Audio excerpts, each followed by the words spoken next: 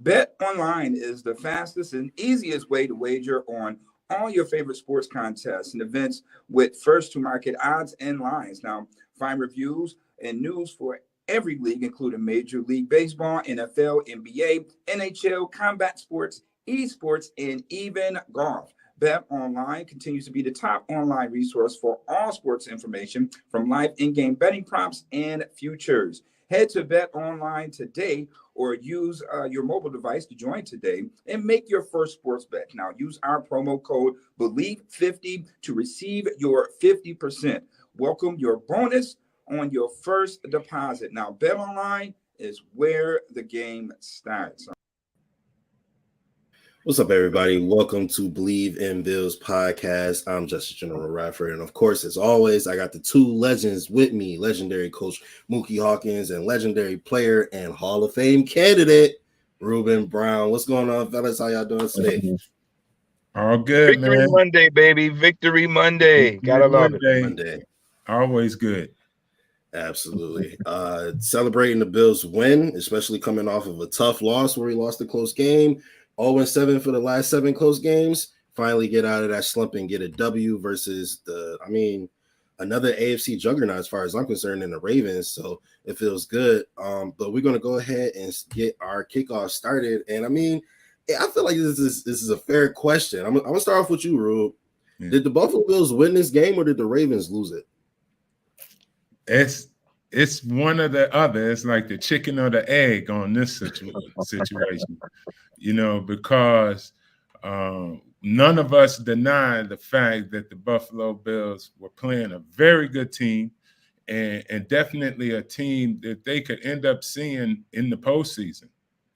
That's the caliber of competition that they're going to face in order to, go far in the playoffs and to be one of the top teams in the league.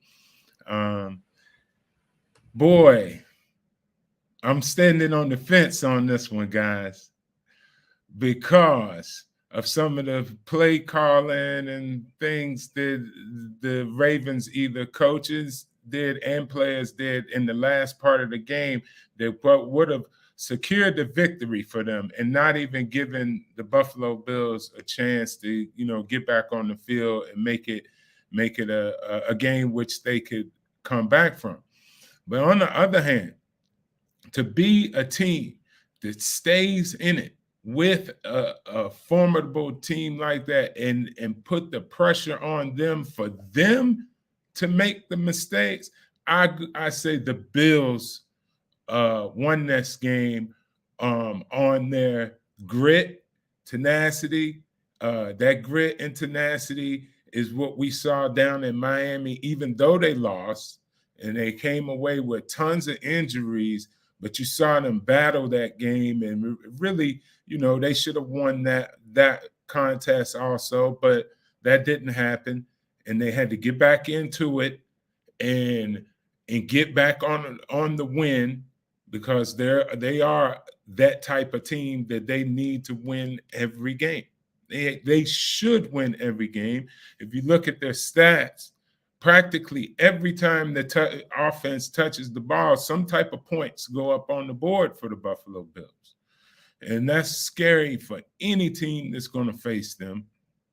So you're going to see other teams making decisions to do more of what you hear when teams face Rodgers and Brady. Don't give them the opportunity to get the ball back. You're going to see that a lot. So, just the Ravens did lose this game. They did lose this game. But they lost it to a damn good team. So another team other than the Bills, I think the Ravens would have fumbled into winning this game if it wasn't the Buffalo Bills that they were playing on Sunday. But it happened to be the Bills, and those types of mistakes, even the Bills themselves lose when they make those types of mistakes that the Ravens did. So in the NFL, turnabout fair play, and a win is a win, and ugly, pretty, whatever, but it seems to be the calling card of the Buffalo Bills. It's going to be gritty. It's going to be gritty, regardless whether you think they should blow them out by 10 or they should just win by 1 touchdown, whatever. The Bills going to show up and give you a gritty game of football. Coach, what you think? Did the Bills win or did the Ravens lose? We froze him. He is frozen. All right. Rube, let me ask you this question. All right. Going into the halftime, it's 10-20, but previously to that touchdown that they got right before half, it's 3-20. What was your thought process in that moment? Looking at how, the Bills were being completely dominated, especially on both sides of the ball. Yeah, I thought to myself, I said, if this is going to be a championship team, this is the time for them to show their fortitude. Hey, you might lose a game or you might go out and you don't have your best game. And that's possible. The best Major League Baseball pitchers, they go out, they give up a home run.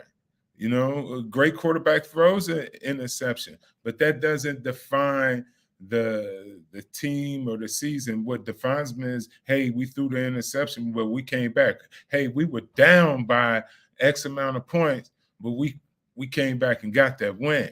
So absolutely. I think one confidence builder, that they were able to do that and keep their composure in that moment and not lose it, because as a player, there can be a culture of, here we go again. We down by 3 touchdowns. How we going to, I've been on them teams, them 3 and 13 teams, when you like, there's 2 touchdowns again this week, we got to come back from, you know what I mean?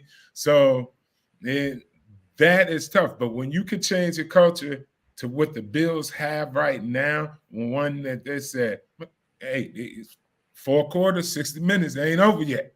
Let me see you. Let's see how this look when it clicked the 0-0-0.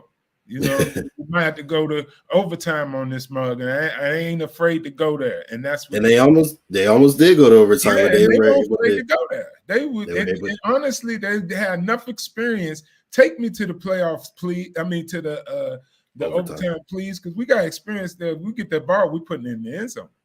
Absolutely. And they were doing that, and they had done it all game, even though they had their ups and downs. So that's kind of what I saw right there. I saw them kind of, y'all messing with the right ones now. The Bills are for real. They are for real. Looks like we got Coach back. Coach, what do you think about the Bills versus the Ravens? Did you say the Ravens lost it, or you say the Bills won? I'm just going to say the tale of 2 halves. I'm going to say the Bills lost it in the first half, but come out winning it in the second half. You look at, I talked to Coach Dorsey about those self-inflictions on Monday. How do you stop that? And what did the Bills come out and do? The Bills come out flat as ever. I had the opportunity to talk with Charles Davis right before the game, and some of the things he pointed out that he wanted to see in this Bills team is how much gas did they have left in the tank from that Miami game. They came out flat as ever. They turned the ball over with the tip ball that got picked off, and then obviously, the fumble with Motor Singletary, with an explosive team like the Ravens, they'd jump on you real quick, which they were able to do. But to come down from a 17-point deficit in that first half, that last drive, I think the Bills got into a rhythm on a first touchdown. It was not well together drive. I think it was 15 plays, 81 yards. They were able to put that together and get some things going. Normally they would double dip heading into the locker room, but they were able to get some sort of rhythm going into the locker room, and they came out like a Super Bowl contending team, holding an explosive Baltimore team to 0 points in that second half, and making the turnover differential even with Hoyer's 2 big interceptions. We look at, did the Ravens lose this game? Okay, yeah, they could have kicked that field goal instead of going for it on 4th down, but it's a field goal.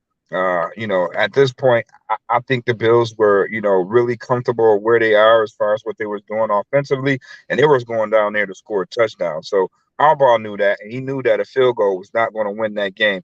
So put the pressure on the Bills. If they get a score, then hey, he know that they're capable of going down and tying this game. A lot of time left on the clock, and the Bills still had to go down and drive 80 yards to do whatever they had to do, whether it's kicking a field goal or, scoring a touchdown. They just, pretty much, controlled the game in that situation. And, they finally put it together to, get a nice complimentary win. I mean, in that second half, the offense clicked, the defense clicked. Look at Sam Martin's big punt that, that got all the way down to the 5-yard line. So the Bills started, playing some good complimentary football. Guys made plays. Matt Milano played like a man possessed out there, and they was able to come out with the victory. So I'm gonna say the Bills lost it in the first half, but gathered themselves and and won it in the second half. That's a great point. Shout out to Leslie Frazier and those linebackers, Tremaine Edmonds and Matt Milano, played unbelievable yesterday, especially in that second half to hold the Ravens to 0 points. And be able to allow the Bills to get the win and the fourth down stop for the game there, whether it be a touchdown or a field goal or no points at all, which they were able to accomplish. But with that being said, we're gonna go ahead and get into the flow of the game. First quarter, we got, are the Bills still Super Bowl contenders? Coach, I'm gonna start with you for this one. They dominated the first 2 weeks, came and lost a close one where they also dominated, to be fair, versus Miami. And yesterday was a little less dominant, but they still came out with the win. You think they're still poised to make a run? Of course, they still poised to make a run. I mean, if the Bills ain't a Super Bowl contender, who else is in the AFC? I mean, Super Bowl teams do exactly what the Bills did yesterday. In the eyes of adversity, come out sounding like a bed of roses. And you look at it in the Super Bowl eras with Jim Kelly, Thurman Thomas, and Bruce Smith. Those games wasn't easy neither. They had to come from behind and make some miraculous wins as well. And those are marks of good teams. And on the road, even to do that on the road against a dominant Baltimore Ravens team. I mean, the first 3 games of the season, Lamar Jackson was, clear-cut MVP favorite with what he was doing with the football. When you look at his overall stats yesterday, again, the Bills hold him to only 73 yards, probably the highest rushing yards he had versus this Buffalo Bills defense since playing against them, and 144 yards passing. All right, he's been torching defenses with 300 yards since the season began. Only 144 and 2 no-nos out there. So you got to give the Bills defense credit for going out there and playing the way they did, giving the offense opportunity to get the ball back to put up points. And of course, the Bills are a Super Bowl contending team. Through the eyes of adversity and what they went through last week, and they clearly showed that. And let's not forget, they're still battling the injury bug as well. Okay, this team is not even at full strength yet. And I tell you right now, come into the season, they're really going to be looking like a Super Bowl team because they're going to be stacked. They're going to be stacked. Xavier Rhodes, we just got him, but he's on IR with the hamstring. For Davis will be back. There may be an OBJ sighting, who knows? But I tell you, yeah, definitely the Bills are a Super Bowl contender team, without a doubt. All right, Ruben, it's on you. What do you think about the Bills and their chances of making it to February? I'm in a unique position of being able to identify this, and I'm able to identify this because, one, I was coached by Marv Levy, who took a legendary team 4 times to the Super Bowl consecutively. Also, I played on a team, Brian Urlacher and the gang over in Chicago, and we went to the Super Bowl. And in both of these instances, I picked up things that are telltale traits and signs that really show, are you for real a pretender or are you a contender? And I put the Bills in a category of contender. They on paper, they've been a contender at the beginning of the season, and in their play, they've been a contender. They've exemplified a lot of the things that I know that become championship teams. For example, Marv Levy used to tell us all the time, championship teams win on the road. They find a way to win on the road. It didn't say blow people out. It didn't say blah, all the other things. It said find a way to win. And finding a way sometimes is ugly, and you do whatever you can. You win that game. Bills know how to do that. They can do that. And I can see them continuing that. They're in that frame of mind. And number two, every team you face is good. And you can't play down to them. You got to play to win the game, Herm Edwards. You play to win the game. And that's the attitude I see the Buffalo Bills exemplify. I don't think they play down to their competition at all. And so, they're a very formidable team to go up against because, their weaknesses are really, them. They're their own weakness. Yes, absolutely. In the way of what they're doing. You know what I mean? Because Josh is playing out of his mind, and they have all of those qualities that I know and I've heard from championship coaches, and I've been on a championship team to know, like, yeah, you a championship team. You go into a tough environment, play tough teams with the Ravens, and it's a very good tough team. It's going to beat other teams, and you find a way to beat them. All right, yeah, and that's absolutely. what the Bills are doing. Absolutely. To your point, the first 3 games of the season, I have been saying the only team that can beat the Bills is the Buffalo Bills, right? The first half of that Ravens game, they got punched in the mouth. And I was thinking like, wow, the Ravens might be it. And, to the Bills' credit, they came out, they were able to, put more points on the board in the second half and make some defensive stops. First quarter of the season, you played 3 away games. You come out with 1 loss. I don't think anybody would, be too upset with that. But all right, we're gonna move into the second quarter, and we talked about it a little bit, but we're gonna go dive a little deeper into it, especially when you consider it's week 4. We got a ton of injuries. 3-1 is good, but what are some of the concerns you have about the Buffalo Bills, Ruben? Offensive lineman, running game, concern number 1. I keep saying this over and over, and I'm gonna always say this is my thing. I'm a run guy, and I know the run is that. It's like you don't win defense. You don't win championships without defense. You can't win anything without having some type of run game. You got to think about it. It's going to come down to at some point on that field where you're going to have to hand that ball off to someone other than Josh and get 1 yard. All right? It may be in the Super Bowl. It might be backed up and we need 1 yard. And everyone in the stadium knows that Josh has been carrying the load, and everybody's pinned on. We need someone, the offensive line, the running backs, the tight end, somebody and say, I got 1 yard. I got 1 yard. You can count on it every time you call me, and I'm going to get 1 yard. That's a play. That's a player or something other than Josh. If you got to ride Josh all the way to the end, he got to make every run. He turned into a running back. Okay, I understand it. But the more times he's running, some guys slide. Look at all these quarterbacks accidentally getting hit. Let's get another guy that can take that. Because he gets hit, can't play. Now Diggs can't catch no balls. Who gonna throw him a ball if Josh get hit on a run play? So my concern is the run game and the commitment to having other players, other skilled players handle the ball in the run game and put that pressure on that offensive line to say, guys, Josh can't drag you all the way to the championship, fellas. Let's give him something.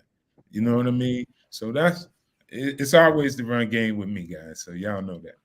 No, that's absolutely true. To your point, I remember the 3rd and 1 in the fourth quarter. I can't remember exactly when it was, but it was a huge 3rd down, and Josh fakes the handoff on the 3rd and 1, and he runs around the edge. He scores a touchdown, thank God. But if you pay attention, Patrick Queen saw the play the entire way.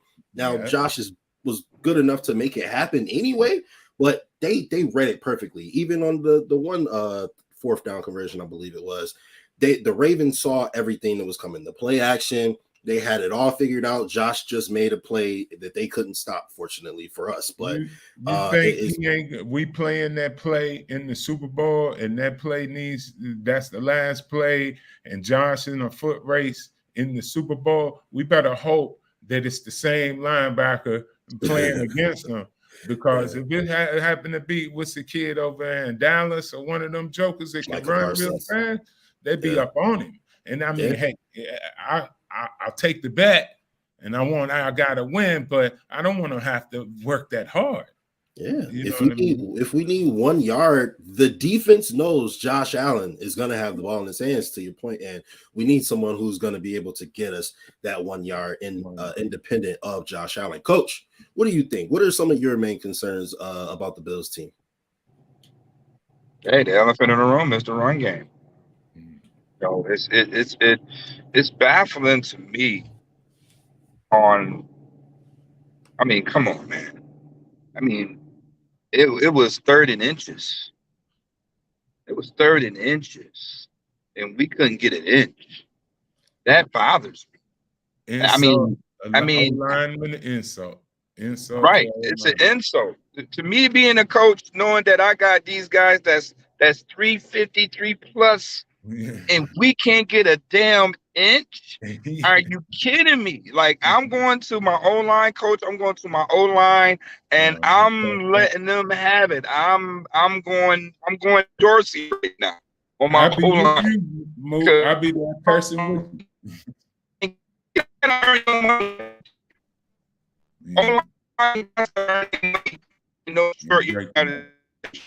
Quick, and I'm already knowing how Ruben felt in those third and short situations. He was always begging for the coach to run behind him because he knew it was money time. You know what I'm saying? So we need guys like that. Deion Dawkins need to know, hey, you need to run behind me when it's a 3rd and yard, a 3rd and inches. Man, bring that thing over here to that left side. Run behind Roger Saffold and Deion Dawkins, and they have not done that yet. I don't know what's going on with the play call, the situation.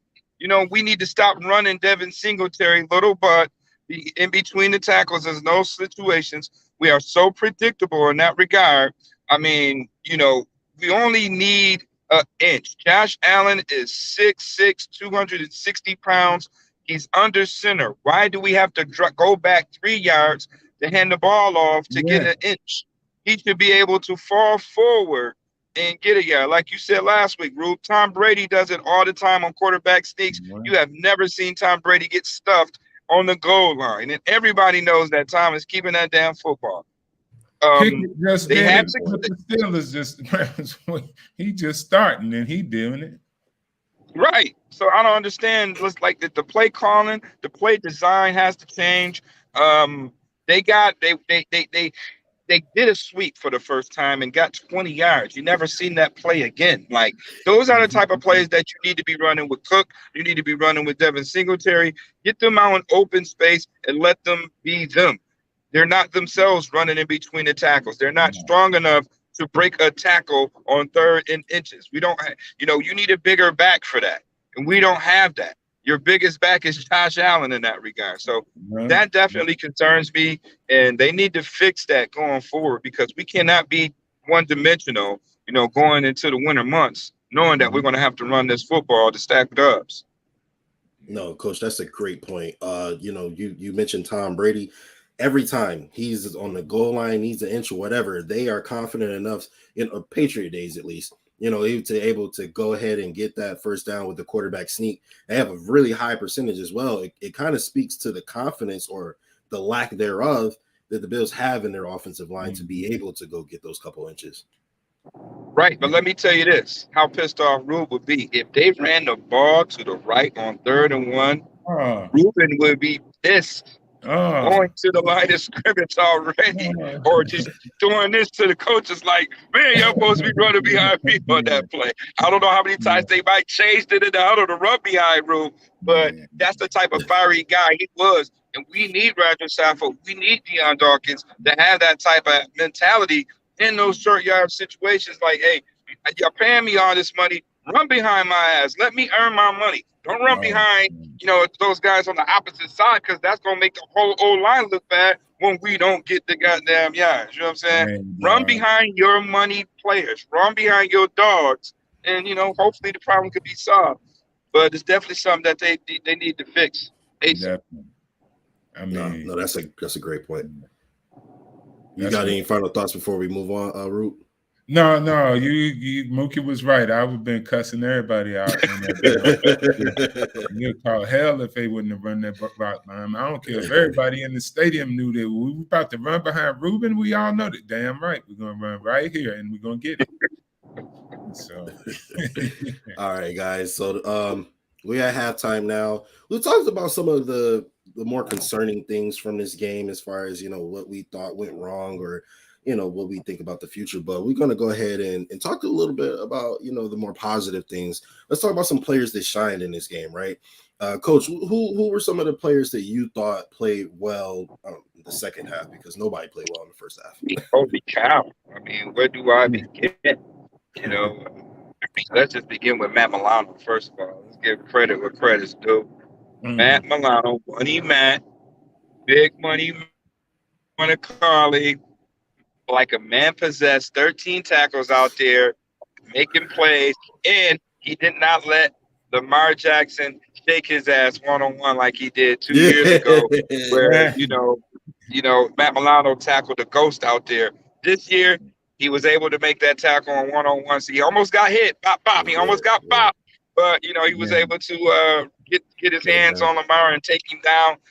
That big stick on the goal line on 2nd and goal, when he almost took J.K. Dobbins' head off, I think that set the tone for that actual series, because that was a loss. That was a tag. That was like a 2-yard loss. He just came flying out of nowhere, left his body.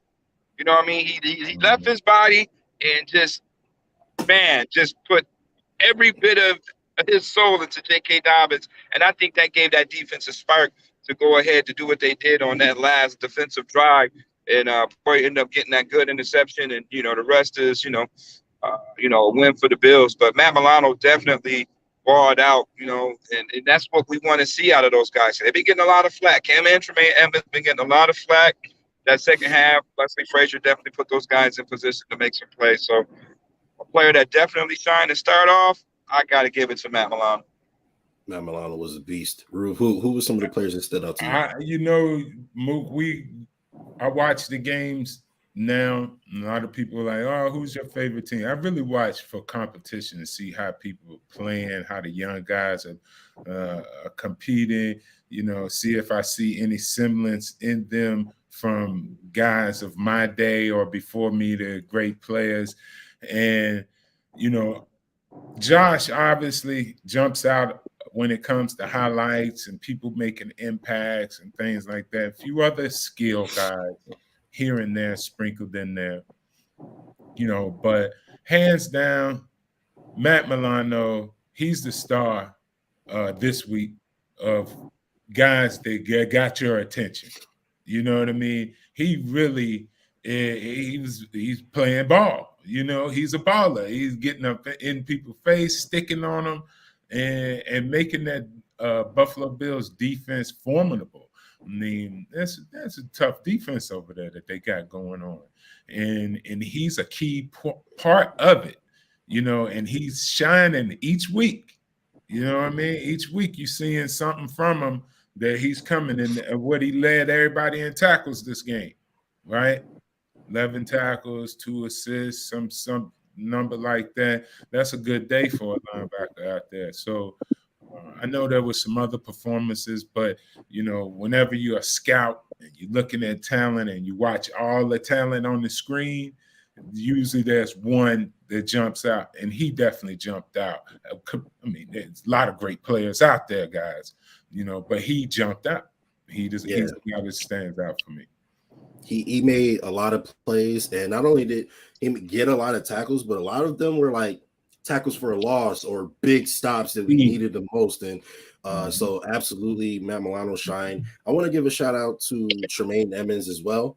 He played really, really well. Josh Allen, I don't want to take him for granted because we know he's a superstar. We know he's the guy, but he still played like a superstar. Yeah. He played like the guy. But for my player, I'm going to go with Jordan Poyer, right?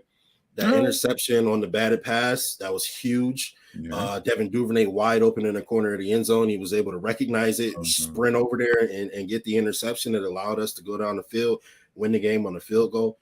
Having him back this week, I think it meant a lot. I don't think we win this game if Jordan Poyer is out there. And that's no disrespect to Jaquan Johnson or Devin Hamlin. No, you're right on.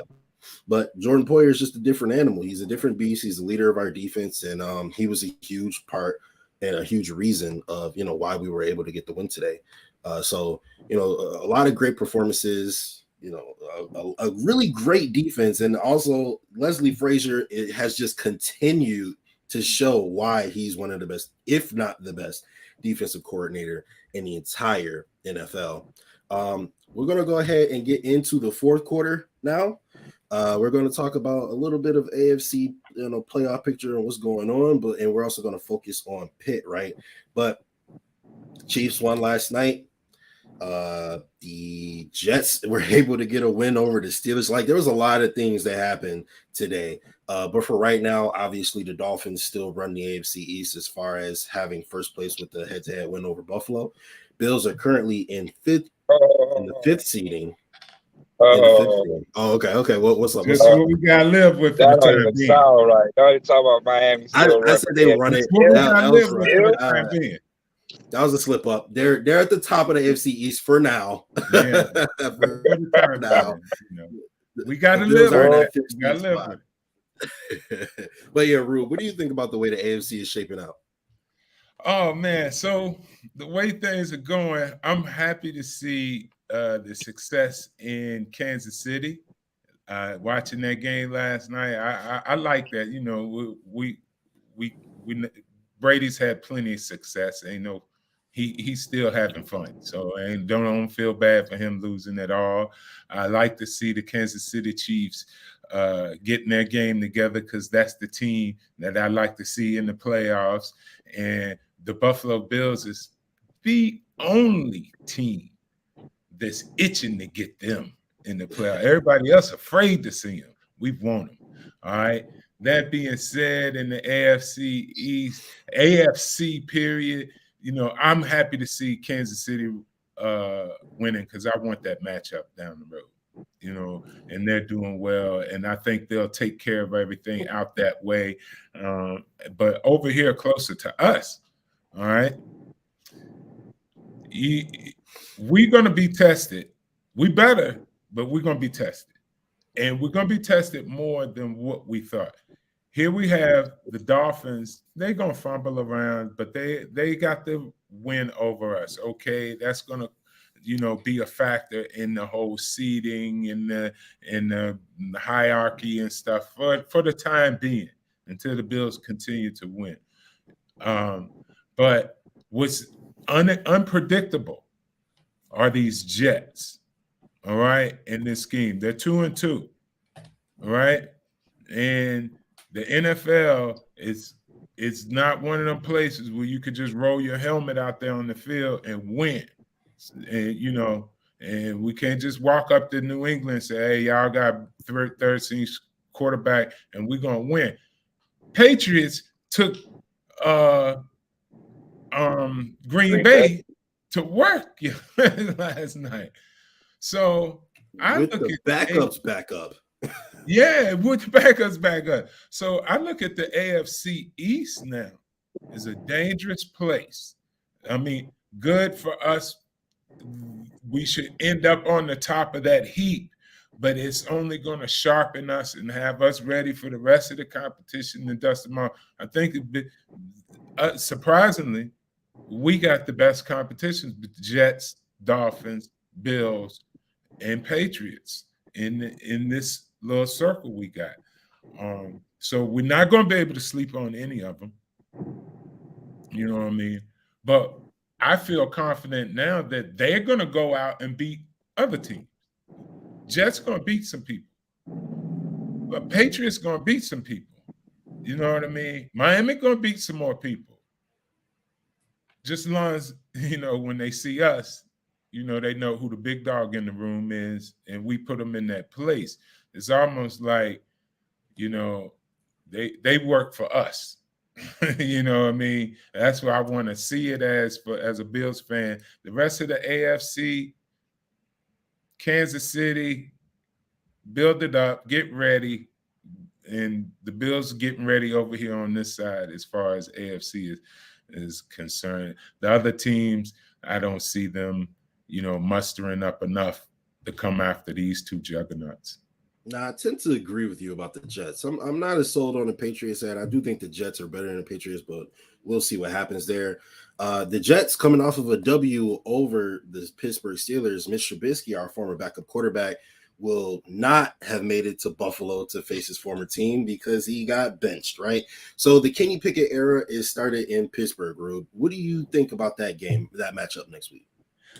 I think that should be a barn burner for us. I think we should, with our defense facing a rookie quarterback, they should take them out to the woodshed, really. The talent, they're struggling in a lot of ways that the Steelers are vulnerable in a lot of ways that, just fall right into place in our wheelhouse, stuff that we can handle and take advantage of. Just that young inexperience. And, the Steelers going to have a tough time. They got a defense over there and stuff like that. But I don't think Kenny Pickett is the answer to them having a successful season. It's going to take a little bit more than that. It's going to be a good, hard-fought game between the old teammates, McDermott and Tomlin. They got history there. But I don't feel that worried about the Steelers guys, honestly. I don't see where the Bills. I think Bills just come out healthy and play hard ball, and they win. All right, so real quick before we get to Moot, I'm just going to let you guys know the standings in the AFC fully, right? As the playoff picture is concerned, at least because we don't really care about the trash teams, right? The Dolphins are the 1 seed with a 3-1 record over the Chiefs, who are the 2 seed and head of the AFC West with a 3-1 record. The Jacksonville Jaguars are the 3 seed with a 2-2 record above the AFC South. And the Browns are in control of the North as of right now with a 2-2 record. And we have the Bills, the Bengals, and the Titans rounding out the playoff seeding with the Ravens and Jets and Chargers and the Broncos right there on the bubble. So hearing all that, Coach, what are your thoughts on the AFC? And do you think we might see some surprises this year? Well, I mean, everybody thought that, the AFC West was going to be wild west because all these quarterbacks and all that. But we all know that Kansas City is still the creme de la creme in the AFC West. And obviously the record shows that. You see what's happening in the AFC North. That's just all discombobulated. I think the top guy in that division is 2-2 right now, right? Cleveland. Yes, sir. Cleveland is 2-2 with Cincinnati's 2-2. You have Pittsburgh and you have Baltimore. Baltimore is 2-2. So that division is still up in the air. Then going over into Jacksonville. Jacksonville is definitely the surprise team. I wanted to see how they would fare against a Philadelphia Eagle team that's on the rise, that's looking damn good. And Jacksonville was able to hold their own. So right now, that's letting me know that Jacksonville is legit right now. Let's give them their credit right now. Jacksonville is a legitimate team to be coming out of that South. We're just going to have to see what they do when they do match up against the Colts and when they match up against Tennessee. But right now, Jacksonville is looking pretty good. They're probably the surprise team for me coming out of AFC right now. The way that they're playing, the way Coach Peterson has those guys playing, is like night and day from between last year and now. Then when you do look at the AFC East, it's always going to be competitive with obviously the coaching and Bill Belichick and what he does in New England. Obviously Miami, they got off to a good start, but who's to say how it's going to happen now with all the investigation, with the quarterback being out? Who knows if Tua is going to be available, at all this year? Then, obviously the Jets are acting a little sneaky, but I don't think that they're quite there yet when you put them up against a real contending team. So right now, to me, it's Bills, it's Kansas City, and then, other than that, those are, to me, are your one-tier teams. Everybody else is tier 2 and on down. The that's how I Ravens. feel. What about the Ravens? Where do the Ravens stand? I have to put the Ravens in tier 2 right now. They're on that cusp, tier 1, tier 2, but I'm gonna have to put them at tier 2 right now, just because of the situation. They easily could be undefeated, but they're now playing with the Bills. Can't win the close games and stuff like that down the stretch. They're just disastrous, in the second half right now. So who's to say where that team's mental is now going into, the duration of the season? You got obviously Marcus Peters and Harbaugh is jawing at each other at the end of their game. So not to say we don't know what's going on with the state of that locker room right now. I have to give them a tier 2 and see how they could bounce back from, not only, losing to the Bills in that fashion, but being mentally scarred and losing to Miami the way they lost that way too. But I think the Bills, they play Pittsburgh this week, and we know Pickett came in and gave them a spark, but I'm not sure if Tomlin's going to pull the plug on Mitch Trubisky just yet. We look at Kenny Pickett, yeah, he did come and give him a spark, but he did throw 3 interceptions too. All right, let's keep in mind of that nobody's talking about. He can't come to Buffalo and throw 3 interceptions and think that they're going to have a shot at winning that game. So I think Tomlin is still going to go with Mitch Trubisky because I think he still gives them the better opportunity to win that game. And on top of that, Trubisky, played in Buffalo last year, so he does have some familiarity, some sort of experience with tendencies with this team. And I think that's a little bit more comfortable coming into Pittsburgh than, coming into Buffalo rather than, a rookie still trying to find his way.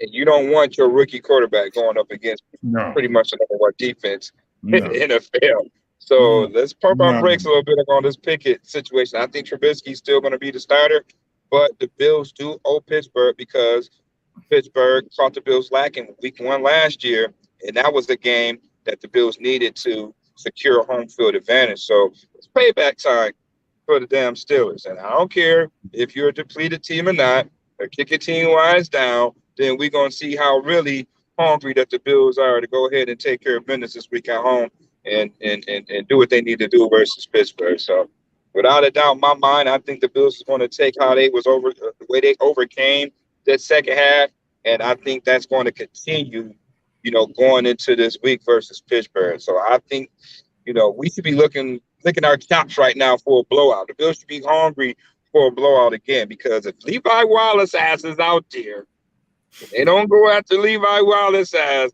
I bet you'll see Diggs probably isolated one-on-one with that guy. We all know what that outcome going to be. So Bills is going to be big versus Pittsburgh Steelers. That game better not be close this week. Levi versus Diggs is that's not a good sight. All right, guys, that ends the game here. We won this game, so it means we're gonna go ahead and get into the kneel down. Right? Of course, every kneel down comes with us 3 giving our own perspectives of whatever we want to talk about in the NFL. We're gonna go ahead and start off with the Hall of Fame candidate and his rundown. That's Ruben's rundown. What's on your mind this week, Rube? Oh man, what's on my mind is the NFL and this whole concussion deal, and it's a sham. it's marketing, it's advertising. They're not really taking a serious look at these injuries and trying to prevent them. The culture in football is one where you're going to try to push the player back out onto that field 9 times out of 10. So, there's a lot of people up in arms about what happened to Tua, and rightfully so, because they definitely pushed him back out there on that field sooner than he needed to go out there on the field. And I'm going to say this to all the guys that are actually playing and play the game. Have no fear in sitting down. All right? If you have a ding or bump or bruise or something that's going to compromise your play, sit down. Don't feel bad. You ain't letting your teammates down. You ain't letting nobody down.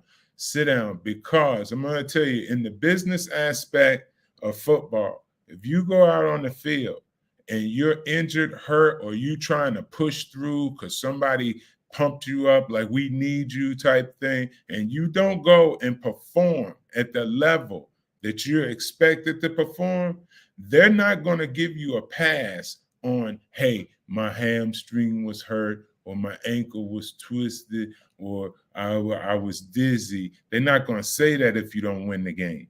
If you don't win the game, they're going to mark you down as you healthy.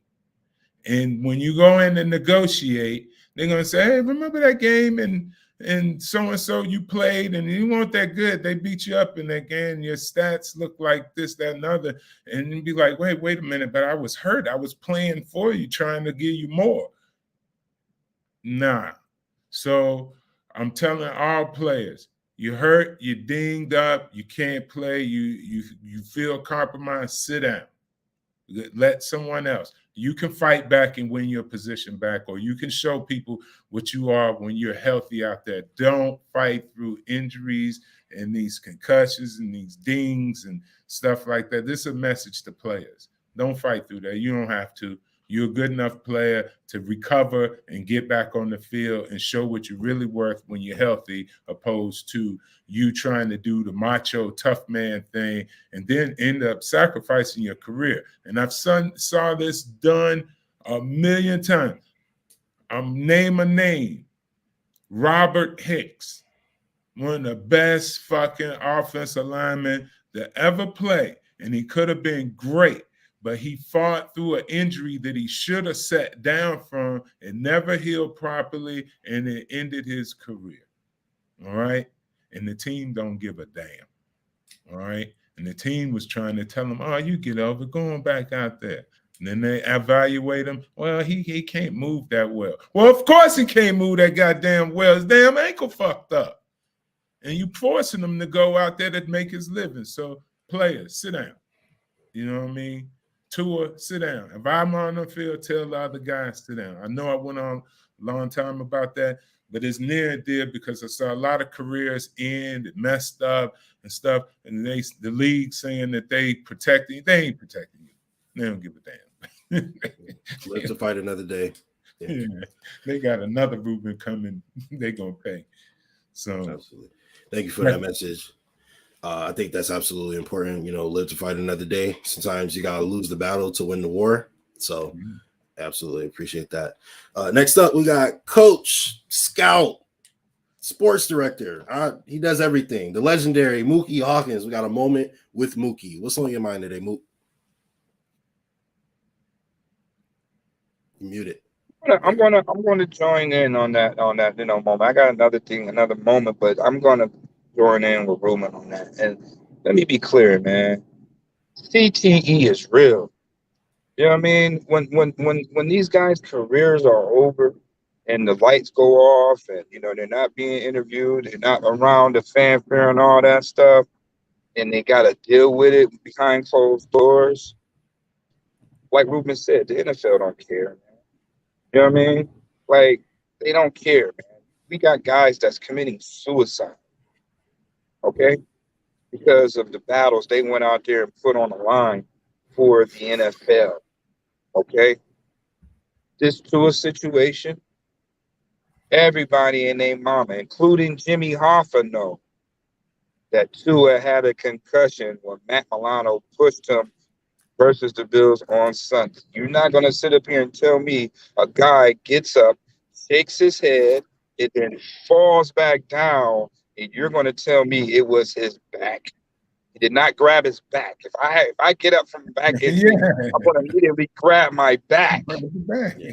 All right. So with that being said, and I'm not no hater or nothing like that, but the NFL really need to set precedent on the Miami Dolphins from top to bottom with this. And here it is, an organization that we know, going back to Brian Flores on how they were saying how Miami was tanking. So if this is an organization that's willing to do that, we know that this organization is willing to lie to have a player go out there and perform because they wanted to beat one of the best damn teams in the NFL.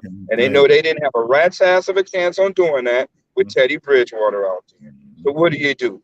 Y'all sit up there and put and make blame and say outside consultant? Since when does the NFL get outsourced consultants?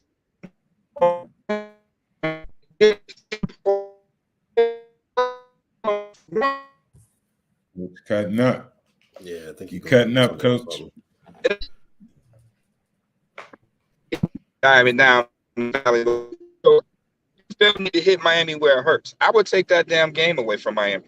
One, if you play with an illegal player, I'll take that game away, I'll suspend that coach, and I'll fine the shit out of that organization for that happening. Because let's say somewhere down the line, Tua, his brain doesn't, after his career, we might hear about him committing suicide or dealing with CTE, and then they're going to go back to saying, oh, yeah, Mike McDaniels, you said it was his back.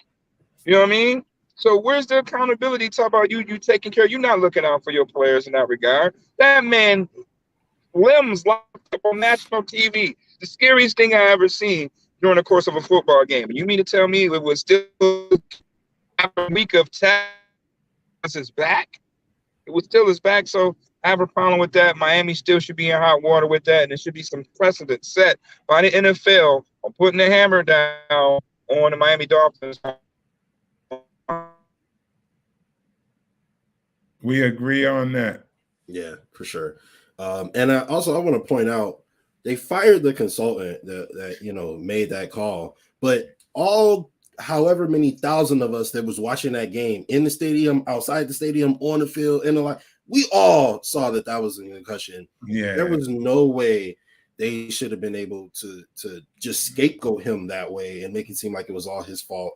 The coach, the GM, whoever was the decision maker in that process should all be held accountable. For that. I'm here. We got Coach back. You want to finish? Back, you just in time for Justus. Yeah. Shoot your shot, General. All right. So for me this week, I agree with both of you guys, and I really appreciate the fact that you guys were able to put that out there, because I do think that message that you guys put was very important. But from my segment, a general rule, I'm gonna give a little bit of praise to Leslie Frazier. I just look, it's tough, not tough, because I do appreciate what Dorsey is doing. I think he has called 3 magnificent games. He had a tough half in the first half yesterday, but he came back and they were able to have a pretty good second half and get the win. But the way that Leslie Frazier has coached this defense up, he's finally got the requisite talent to be a number 1 defense versus just having a number 1 defense on paper, but not really in the locker room per se. I just think he's done a magnificent job. Lamar Jackson is a top 3 quarterback for my money. He was out there playing like an MVP for the first quarter of the season. And to hold that man to 0 points in the second half, to make that offense as flustered as they was, I remember, you guys remember Lamar's MVP season where he was just running ramsack through everybody's defense. Didn't matter who was on the field. Leslie Frazier put on paper a way to stop Lamar Jackson, or at least to contain him more than typical, because he was just balling out against everybody. Leslie Frazier has put on paper a way to defeat Patrick Mahomes in the regular season last year. Like, I just want to, give a shout out to everything that Mick Frazier, because it's not just Leslie, obviously, but both of those guys, the way they work in tandem, the way they have their players in a position to succeed week in and week out, and go out there and perform. We do have the best quarterback on the planet, in my opinion, but I think to have a coaching staff like that, to put a defense like that out there on the field every week is is a luxury I don't take for granted. So I'm gonna give a little bit of love to Leslie Frazier, because I think what they're doing over there is absolutely incredible. Awesome. Yeah, he deserves it. He definitely deserves it. Absolutely. You want to send us out, Mook, or you guys ain't have anything else you want to add?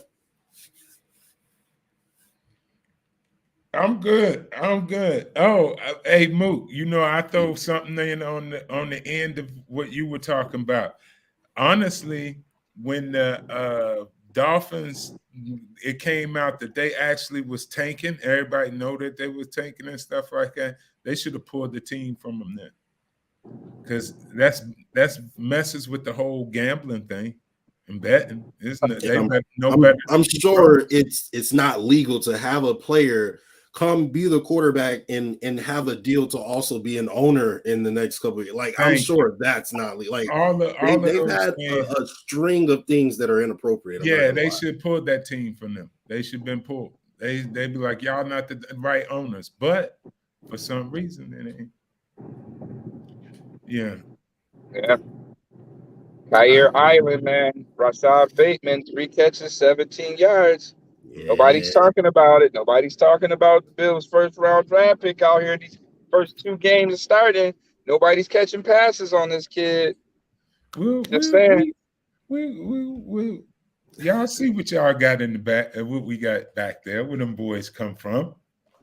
You know where them boys come from. You got Dane Jackson from Pitt. You got, DeMar Hamlin out there from Pitt. Held the Pitt out here. Hey, it's a pipeline. People don't want to give it no love, but hey, all you got to do is go open up the book and look at the alumni list. Deep. That's a hell of a list. Don't mess with it. All right, Coach, you want to send us out? One love. All right, definitely. Hey, so with all that in the NFL world, everybody thought that the Bills was down and out because we took that little L to Miami. But guess what? The Bills bounced back in Baltimore, take care of business, and get out of there with the win 23-20. Now, only thing you got to do is ask yourself, do you believe? Bet Online is the fastest and easiest way to wager on all your favorite sports contests and events with first-to-market odds and lines. Now, find reviews and news for every league, including Major League Baseball, NFL, NBA, NHL, combat sports, esports, and even golf. Bet Online continues to be the top online resource for all sports information, from live in-game betting props and futures. Head to Bet Online today or use your mobile device to join today and make your first sports bet. Now, use our promo code BLEAV50 to receive your 50%. Welcome your bonus on your first deposit. Now, Bet Online is where the game starts. Go Bills.